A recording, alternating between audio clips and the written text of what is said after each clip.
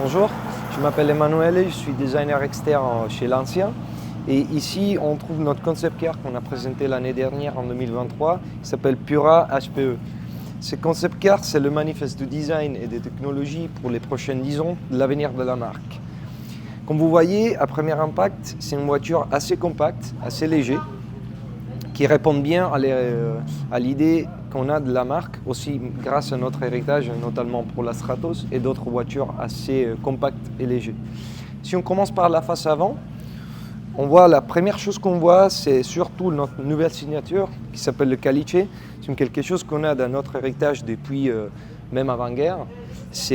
On avait intégré à l'avant, avant on avait intégré le caliche sur des grilles. Maintenant qu'on devient 100% électrique, on a changé et on a utilisé 3 lignes de lumière qui fait si que la voiture elle est assez facile à reconnaître même dans les grandes distances. Donc cette pièce-là, c'est la partie plus importante de la face avant, vient d'intégrer sur des volumes assez simples, une surface qui regarde vers le ciel, une surface qui regarde vers le sol, un nez assez pointu qui ça fait écho bien sûr à la Stratos qu'on a à côté. Donc le design des années 70 avec ces cunéiformes de Burton, notamment pour les Lancia.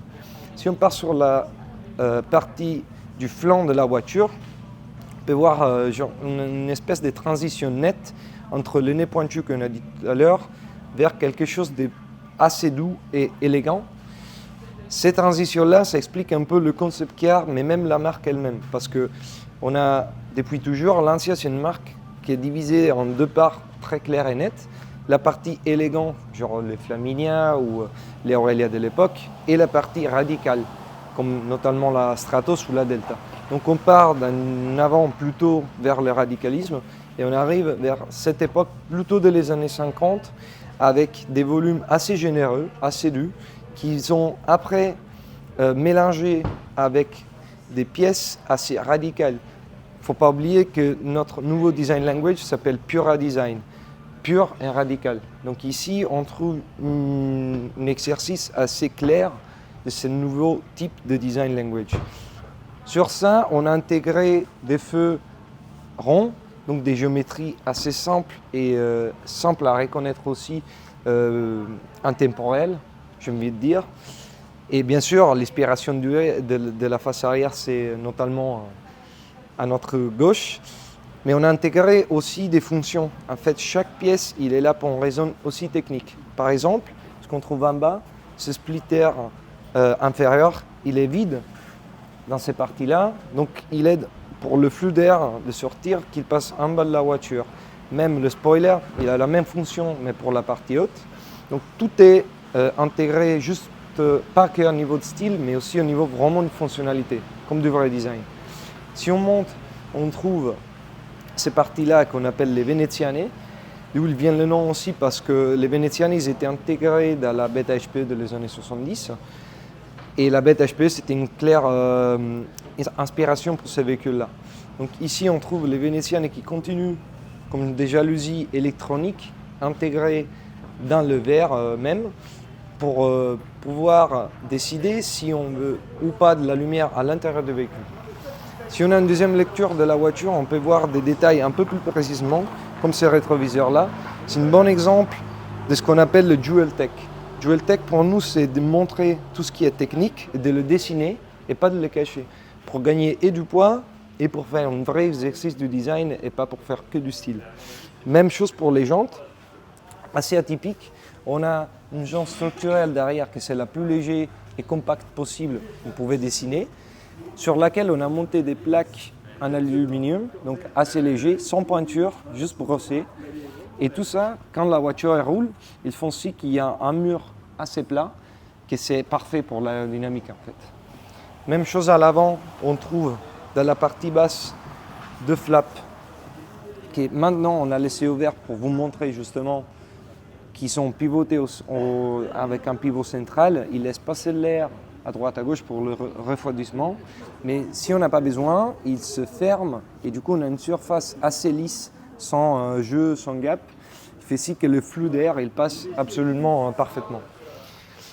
On peut passer après à l'intérieur avec la connexion qu'on a avec la planche de bord du cercle qui sort sur le capot de la voiture.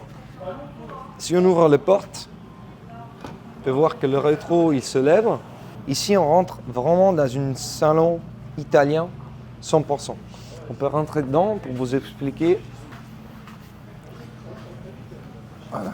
Déjà, quand on s'assied, on se rend compte qu'on n'est pas sur des sièges d'une automobile.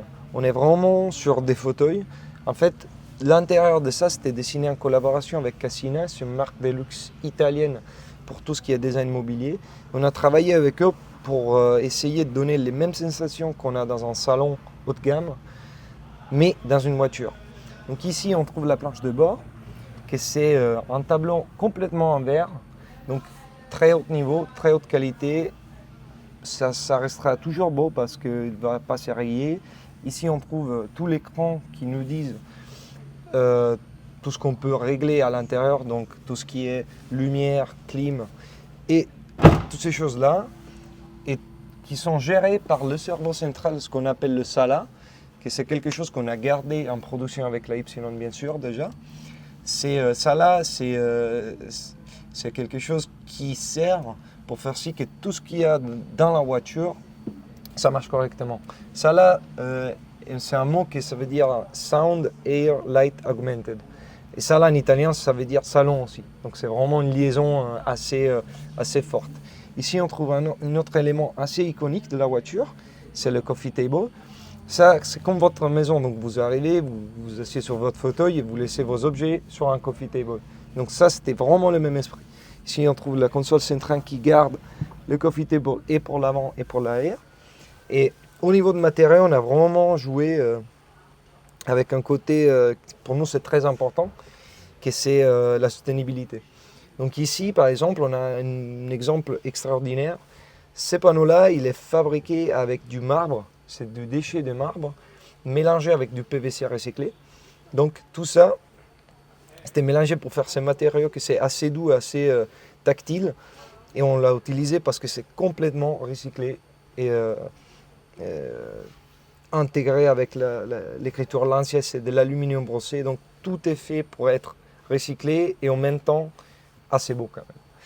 Donc ici, une autre chose qu'on peut voir par exemple, la planche de porte elle peut aussi monter quand on passe en mode sport. Parce que bien sûr, les informations qu'on aura besoin de voir quand on roule vite avec une voiture, c'est essentiellement ici. Donc on doit être concentré sur la route. On aura toutes les informations qu'on a besoin ici. Et ici, on n'a rien qui nous dérange. À l'arrière, une autre chose assez intéressante, c'est les jalousies qui continuent en manière digitale jusqu'en bas. Ça parce que vu qu'on voulait faire une voiture assez efficiente au niveau de l'aérodynamique, on avait besoin d'avoir un toit assez bas. Donc, ce qu'on voulait faire à l'arrière, c'était pas d'avoir une sensation presque claustrophobique, vu que la ligne de l'écheur elle est très haute. Donc, on a recréé la même logique en bas. Donc, on a des écrans LED derrière, et ça, avec les caméras qu'ils ont à l'extérieur, il permettra de reproduire la même image qu'on a à l'extérieur en temps réel dans la voiture. Donc tu auras vraiment l'impression d'avoir la ligne de l'écheur qui descend jusqu'ici. Ici, on a le toit ouvrant. Ici aussi, on a joué par la simplicité et la légèreté. On n'a pas utilisé le mécanisme, c'est manuel et ça fonctionne grâce à sa géométrie simple. C'est du cercle qu'on trouvera partout dans la voiture, des tables rondes, des planches de bord ronds, des triangles à l'arrière. Donc tout est basé sur des géométries assez simples et assez fonctionnelles aussi. Une autre chose intéressante, c'était les jalousies que je parlais juste avant. Si on peut les changer, vous voyez ici entre transparent et opaque, pour gérer et la température et la lumière dans la voiture sans activer la clim. Voilà.